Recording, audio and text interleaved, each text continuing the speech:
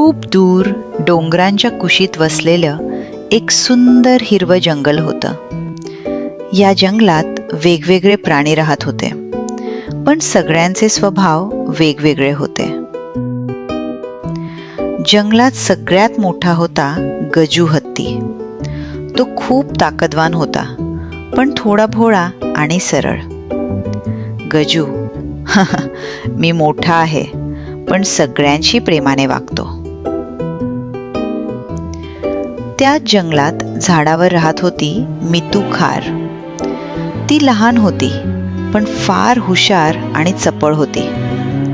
मितू बुद्धी असेल तर प्रत्येक प्रश्न सुटतो. तलावाजवळ राहत होता बबडू कासव.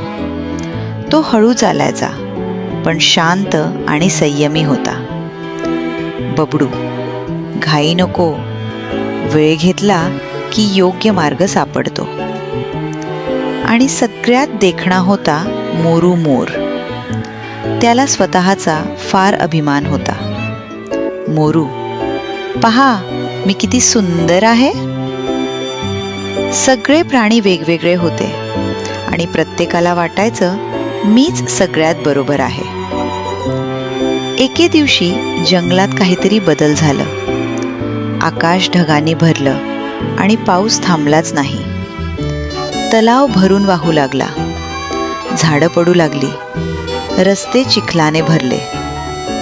मोरू, माझी पिसं ओली झाली, मी उडू शकत नाही. गजू, मी झाडं बाजूला करतो.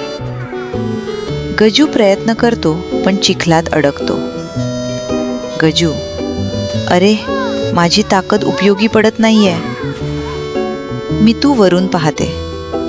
मितू, थांबा, आपण वेगवेगळं नाही, एकत्र विचार करूया.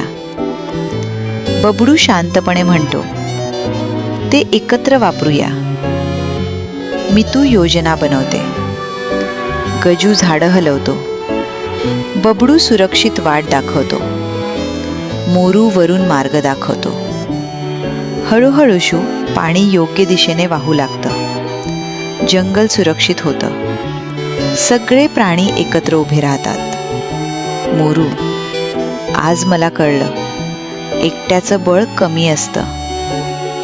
गजू, पण एकत्र असलो तर सगळं शक्य आहे.